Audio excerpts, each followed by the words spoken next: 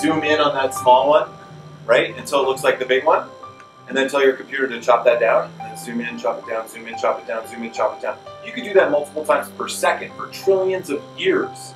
As long as you have power running to your computer will continue to run that program and chop in and zoom in and get more information. You'll never, ever, ever exceed the original boundary condition you set for yourself. Like every time you chop it down, you get a new set of information, like the center point of these triangles or whatever. So within any finite boundary is the possibility of an infinite amount of division, an infinite amount of information. And so if you can land that for somebody, then you can just matter-of-factly say, you're an infinite being. And I'm not talking UH, foo-foo, blah, blah, blah. I'm talking physics. I'm talking literally, you're literally an infinite being, because infinitely small exists inside of your finite boundary that we call your body or your consciousness or whatever you want to call it. Do you have the Da Vinci's Canada Man on there? Because that's... There is a slide eventually that I have that. Because that kind of takes this to the next level, especially when you mix it with like the flower of life. Because you know, within one sphere, within the geometry of one person, you know that Da Vinci picture with his arms out, right? And he's got one sphere around him, and he's also got a square around him, and that kind of creates the physical boundaries. The square is the physical world, and the circle is kind of the spiritual, the infinite, right? But then you look at the flower of life, and it kind of expands outward beyond all of the spheres as well. So that's kind of like what I mentioned before as well. You know, within the everything, there's still all these different delineations of things that are internal and external to you. And when you kind of experiment with the flower of life, you can actually see and feel just how connected we all really are. It's not like, oh, we're connected, so have a good one. You know, but it's like we're connected. Everything that I'm feeling and saying is directly impacting everything that you guys are feeling and saying, and changing your biology and your DNA through your energy field, and then it's directly coming back and reflecting back to me. It just kind of continues and goes on and on. I mean, I think you guys get the picture, but I like talking about it. It's really cool. Yeah, so I thought that was awesome in the first, half hour of seeing Nassim speak.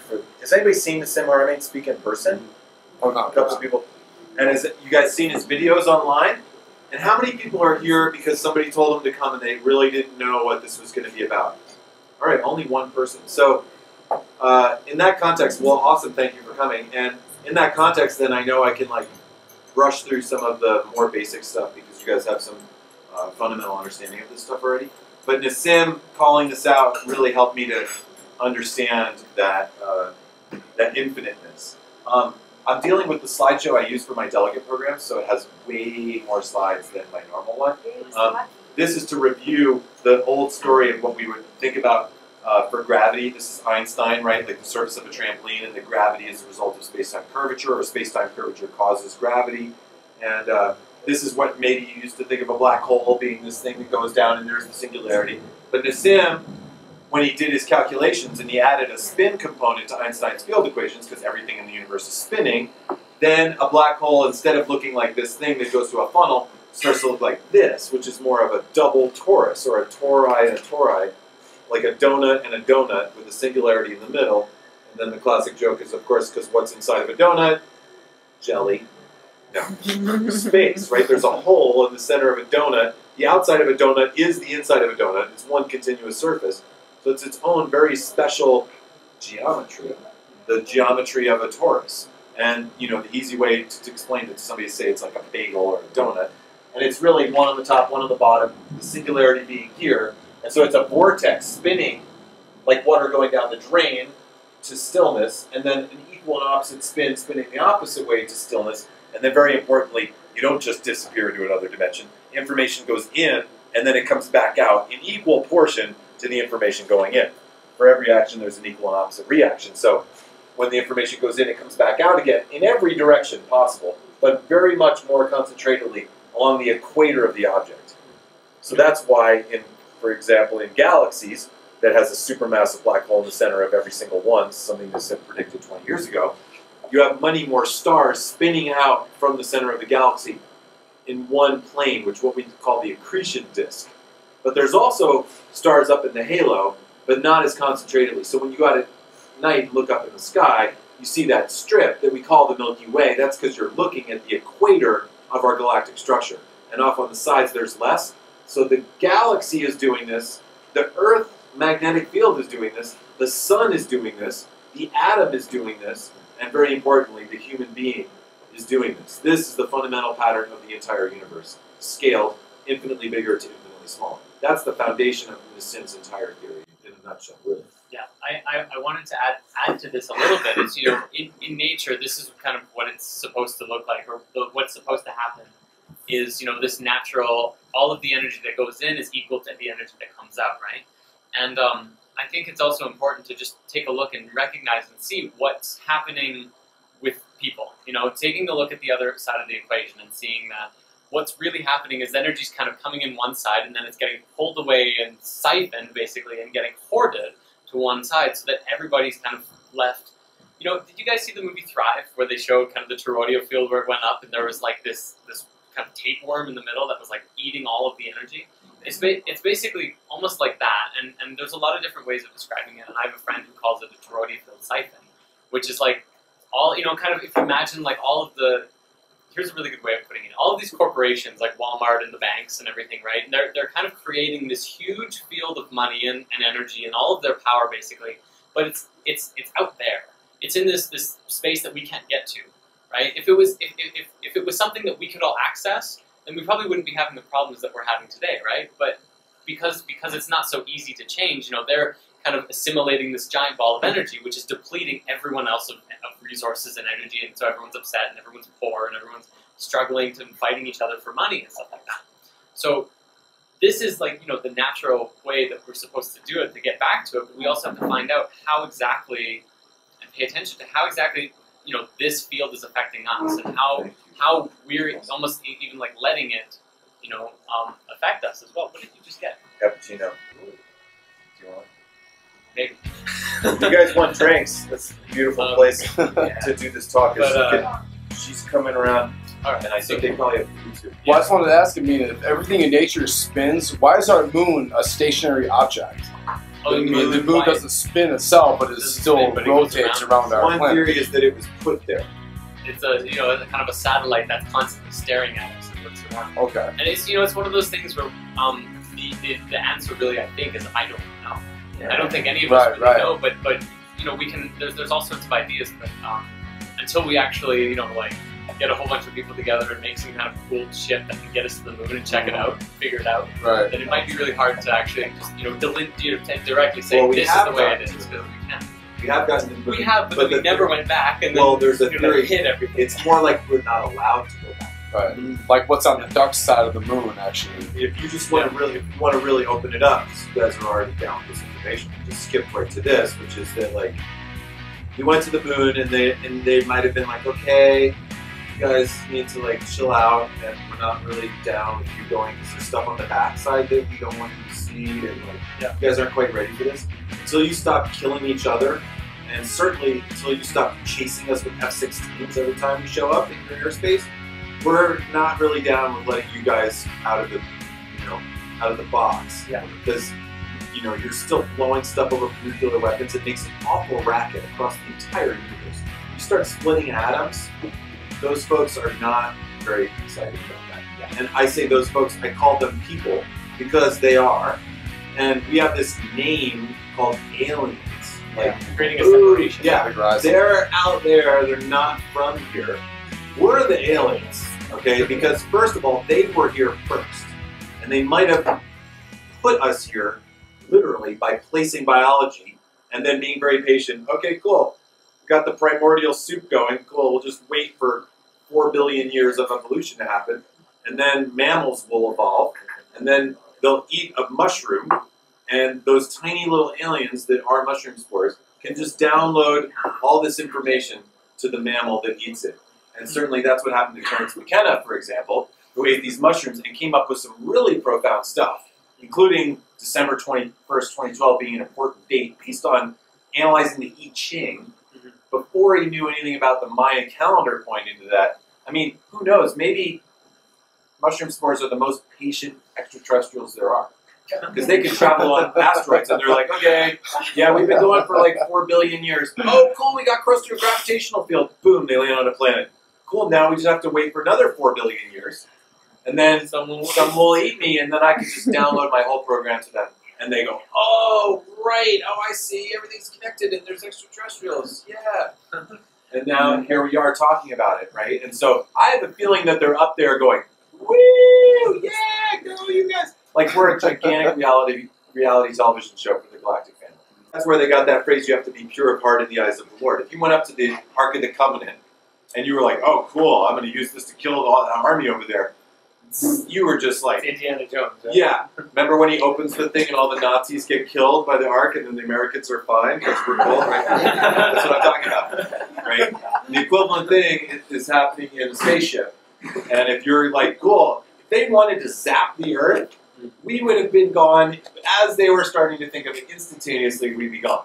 You know, it's more like they're very carefully being like, oh, sorry, you've invented nuclear weapons, and now. Stop, put away those little matches, kids. Psst, psst, psst. And so you get the Disclosure Project, Stephen Greer, interviewing guys that are like, yeah, I was guarding the missile silos, and this ship came and neutralized all the guidance systems. If you're from the military industrialized complex, then you're like, we're under attack, the aliens have, stopped our nuclear weapons. It's more like we're playing with matches, we're about to blow ourselves up. And so they're like, now, we've been watching this show for 4 billion years, we're not gonna cancel it now. It's like the last week of Survivor or something. We have the highest ratings in the galaxy right now. We're not gonna jeopardize this show. Okay, so everybody else's theories. What is, what's your theory? What's the theory? There are no aliens.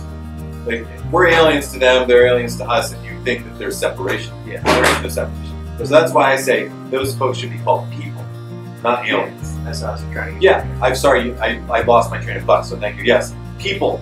Let's call them people. I'm on a campaign to just name all the extraterrestrials and aliens people.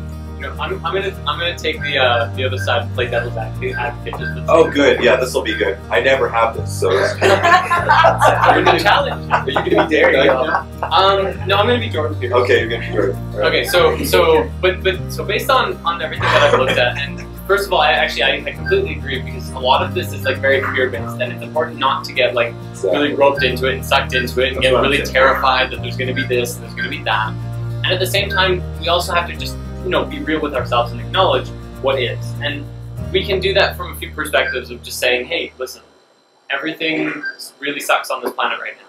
You don't have to place any blame, you don't have to say it's the aliens or it's the greedy people or how this thing came to be, but a lot of stuff is really messed up and really terrible, right? So, when you look at the perspective from like the aliens of there's good aliens or there's bad aliens, I would say like if there's humans that act like this, then it's more than likely that it exists also in the universe. It's not like they're they're out to get us. It's not like they have this malicious intent to kill the humans or control the humans. I would say that if you really wanted to go deep into why, let's say hypothetically there are beings who reptiles who are doing something to the planet. And again, this is just like for the sake of discussion, and I don't want to say like it is definitively this or that, but if there's reptiles and they're doing something. Maybe a better question to ask instead of, oh my God, they're just bad guys. You could ask, why are they doing that? Why would they feel so compelled to to interact with us in a way that might create us being more whatever? Maybe they're getting something out of it. Maybe they're trying to fix themselves. Maybe they're trying to save themselves.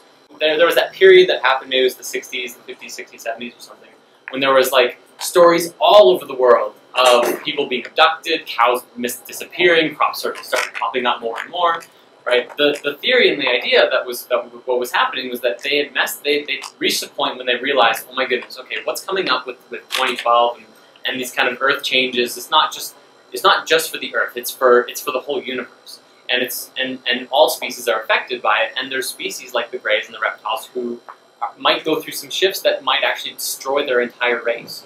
So if their whole race is going to be destroyed, then that doesn't really, that leaves them with a lot of fear. And they already have a lot of fear already, so now they want to do something about it. Now they start interacting with us, they start kidnapping people, kidnapping cows, and start playing with people, doing DNA tests and stuff, trying to see how they can match their DNA with people so that maybe they can create a new strand of their species so that they can survive. So with this new piece of information, this new explanation, now they're not really bad guys. They're just really confused. They've made a whole bunch of mistakes, and they deserve compassion just as much as everybody else does. And also at the same time, we can also come from this base that says, listen, I'm not going to let you control me just because it's going to help you out if it's going to hurt me. I'm going to keep myself safe. I'm going to keep my friends safe, my family safe, and act in a way that might help me out rather than give to these systems that will support what they want if it's going to take away from me. But I also like to think that, and I don't know kind of where I'm going with this because I don't think all of us are sitting down having dinner with greys or reptiles or whatever. But if we were to be able to have a communication with beings who are like this or whatever, then we could be able to say, hey, listen, what do you want? Here's what I want. Maybe we can find a space where we can both get what we want, and nobody has to get hurt, right? So I think, I don't know, that's kind of my thoughts on aliens. I don't really think they're bad, but there are beings, I would say, that have also created an influence or maybe some kind of influence or manipulation of sorts to try and create what they wanted without realizing the impact or caring about the impact of what it would have on the Like shit happens. Like shit happens. Like even for the extraterrestrial people, they make a mistake and they altered their genes to a point where they need to do something different to change it. And so I like to show these slides for the scaling idea, because really important, central to Nassim's work is that we're at a certain size or a certain scale. And for Nassim, a dimension is a size, not an orientation in space. So you can think of it as scalar dimensions of singularity, scalar dimensions of dot, or scalar dimensions of boundary condition. And so you think of the Earth, it's pretty big. It would take a while to walk across Australia, right? Imagine walking around Pluto. You might be able to actually do that in a couple of years or something, right? But then when you start looking at the planets like Jupiter, that's a really big planet. Earth seems kind of small. And scalar-wise, Pluto is looking like a little dot. But, this is our family portrait of our solar system. The sun is 99.98% of all the mass of our entire solar system in one object. If Saturn was close to us as the moon is, this is how big Saturn would look. It gives you a sense of how small the Earth really is. And then when you start looking at the sun in relation to the planets, now Earth looks really small. Pluto is just a dot. It's almost, you can't even see it. The sun isn't very big though. Arcturus is one star. We're talking individual stars out of a billion stars in our galaxy, right? So now the sun is a pixel big almost. Well, no, Jupiter is a pixel. The sun becomes a pixel when you get to the bigger stars, because even Arcturus, that looked like it was absolutely ginormous compared to the sun, is actually a fairly small star compared to Antares and Betelgeuse. And these are individual stars, again, in our galaxy. Yeah, that's an actual star. That's why they named that movie yet. Why do you think that they're making planet not part of our solar system anymore, or Pluto? Sorry. It's just a demarcation. It comes down to semantics. The reason is because they found at least 16 more objects that are around the same size as Pluto. And so unless they wanted to say that there's now 17 planets or 18 planets, it's probably going to turn out that there's at least 60 objects or more that are the size of Pluto, that are probably a little farther out in some cases. But of course they're not stars, so they don't radiate light. You can only see them because of the light that's bouncing off of them from the sun. So if they're very far out, there's a lot of dust in between, for example, you're not going to be able to see them very well unless you're very specifically looking for them. You're pointing a telescope there, you're focused on that area. And so we keep just finding more and more objects. If you search this on Google, you'll see that there's a lot of named objects. So then they got into this whole thing, oh no, they're about the same size as Pluto, so now do all these objects that are in the asteroid belt that are almost that big, that they become planets? Right. And so instead of getting into this mess of, oh, there's a whole bunch more planets, they made it a dwarf planet. And, dwarves are people too. Right. Right? They're just small people, exactly. right? So you can call it a small planet. It's not that it's not a planet. It's a thing that's orbiting the sun. And there's many, many, many objects, including the asteroid belt and the Van Buren belt and all these other belts of objects that are rotating around our local singularity. The sun is our local singularity. Without it, we wouldn't be here. And when it does something, it affects every other little singularity in the solar system. And Nassim would say that the scalar black holes inside the universe is nothing but smaller black holes like the ones inside of the center of every galaxy. And coming off the event horizon of the galaxy are smaller black holes called stars. And inside of stars, it's making smaller black holes called atoms. And so he's got the proton black hole equations, a paper called the Schwarzschild's proton, describing that the proton itself is a black hole, a very small black hole. And so it's scalar black holes, literally. And then there's a black hole inside of us, which would be what the Hindu or the Buddhists call your bindu point in the center of your heart chakra. And when you start tapping into that, you've got a stillness in there, like the eye of a hurricane, and you check out your field, and you feel it spinning, and you get that vortex going by going to stillness in the center of your existence. Meditation, praying, music, having sex, dancing, whatever you want to call it. That's when you start to tap in, and the people that really know how to meditate and have figured that out probably don't need to sleep as much as I do. You know those people where they're just tapped in and they're vibrant and they're like manifesting stuff like crazy, and they seem to not get depressed as much, and they don't need to sleep as much. Yeah, people that understand that stuff are understanding how to access the infiniteness of the stillness in the center of them, where all the information of the entire universe resides, because it's an infinite fractal thing. And that's how you really start to tap in. People like John Melchizedek and others have talked about spinning your Merkaba and spinning your geometry. And Nassim is pretty down with most of that. What he thinks is a little off is that, first of all, it's spinning on its own anyway. You don't need to spin it. And you don't go like this to get it to spin. You go ice skater style, right? Right. And you get right into the center, into the spin, and then you really get your vortex going. And so the biggest hurricane ever recorded had the coldest, stillest eye of the hurricane ever recorded. So you want to go to that and become the eye of the hurricane. And it's infinite. You don't go, oh, I made it. Oh, there I am. I'm still.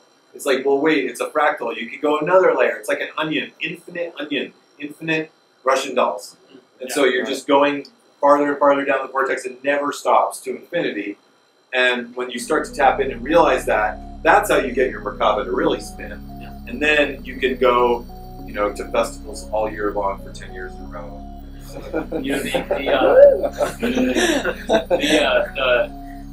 Getting your geometry to spin is. I love the way that you put that, and I know a lot of like Nassim Haramein kind of says the same thing.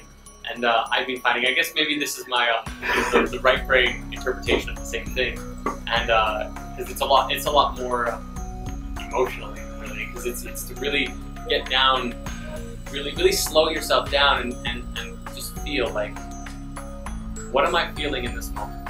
Why do I feel that way? What do I want to create? What do I really want? Asking yourself questions like that is really how you get yourself back into your heart, back into that space. And because and you've got to take both sides of the equation, right? Because you can feel your energy, you can feel your vibration, you can feel how, maybe you could say how things are spinning, right? And it's just more ways of looking at it. And also, if you haven't seen the Spirit Science Lesson 15 is all about the power of the heart. So it's all about the toroidal field, the heart center. I talked a bit about heart math as well. So if you haven't seen it, I recommend checking that out as well. It's pretty good. Yeah, talk about referencing materials, reference materials. Throughout these talks, I always mention things like books and movies. And one of the things that I always mention in these talks is the Spirit Science videos. I've actually shown one of your videos at the delegate program before the Flower of Life episode. Because at the end of the whole weekend of doing this stuff, to show that it really is a succinct summary of a lot of the geometry. And so if you have not watched all of Jordan's videos, when you go home tonight, just go, start with episode 1, I would say, right? And then you'll probably conclude, I would say, if you're interested in this material, Jordan's taking it quite far. Go ahead. Like, do I search on YouTube to find you? Oh, Spirit Science. Pull it up. Oh, yeah. Awesome. Yeah, if you put those 2 words into Google, Oh, thank you guys. you will be really good. How many people have already seen Spirit Science videos? Look at that. So, I mean, First 3 letters. Nice. first 3 letters? Wow, you're doing all right. Nice. Yeah, just put SPI into Google. Yeah, you're doing all right.